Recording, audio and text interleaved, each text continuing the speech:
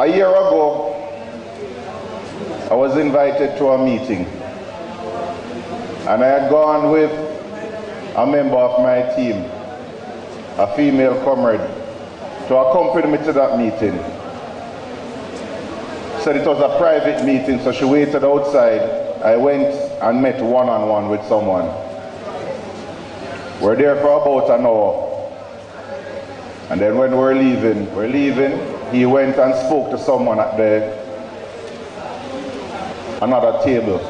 And then he came. By that time, my friend had said that she had ordered some food. And he came and we said, no, leave it, I'm late, I have to leave. And he said, no man, wait for the food. And don't worry, I'll pay for it.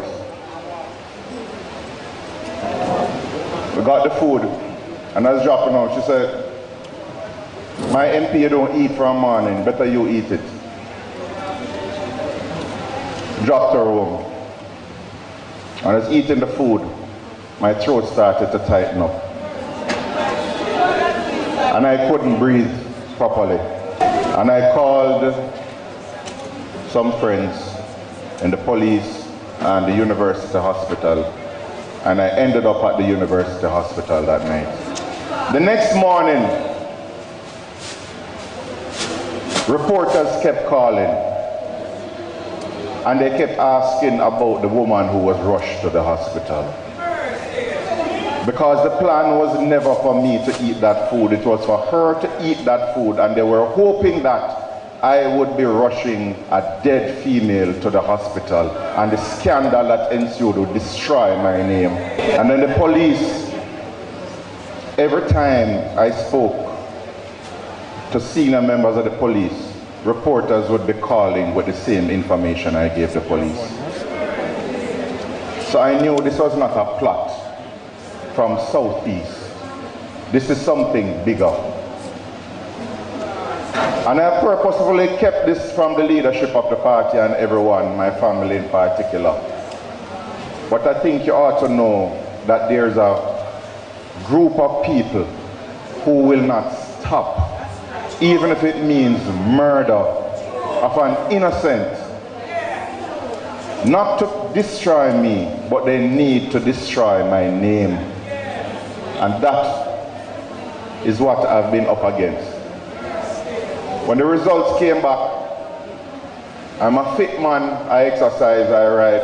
Oh, and by the way, I heard my counterpart, Dr. Tufton, was in an accident. I reached out, I expressed my sympathies and hope he gets a speedy recovery. When the results came back at UE, it showed that I had liver and kidney damage. By that time I had gone to SAB because I was feeling better. And I repeated the blood test there. It showed the liver and kidney damage, but it was improving. And that cemented everything. We are here with the party leaders, trying to iron out some issues we have with the selection for the President Dr. Dawes to be the representative of our constituency. We are having a problem with that, to work as a party. First thing them do is to bypass the delegates. Don't give us the opportunity to vote for who we want. And now them want to have a meeting on Sunday. So, as far as me concerned, to endorse him then, so to speak, for him to be the candidate. We are saying, no, we're not working with that. We're not working with that. We want the party to give us a runoff between Dr. Dawes and Comrade Campbell. And anyone win that runoff, we will work with them. And we are all comrades. We're in the meetings and the Gen Z is saying all kind of stuff. The party leader is saying all kind of stuff also. And we are saying to them, you know what we're saying? We want you to give us what we want. We want a runoff. And that we want. And if we don't get it, the party will suffer for it. Tell you.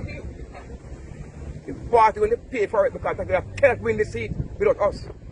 Some delegates told us that you won't be able to win the constituency if Dr. Dawes is a candidate. What do you say?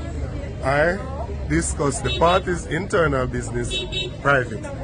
That's where I discuss the private. What I do know is that the People's National Party holds an 8% lead over the Jamaica Labour Party.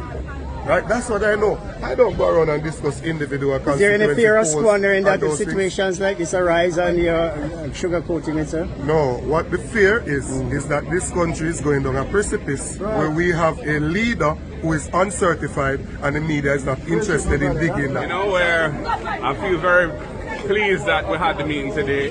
Everybody spoke their mind frankly. And, you know, there was a nice spirit by the end of the meeting, a nice spirit of love and cooperation. More dialogue necessary, unity in the house. And I'm very happy for that. Dialogue has to be ongoing, and, you know, we're happy with what we've achieved tonight.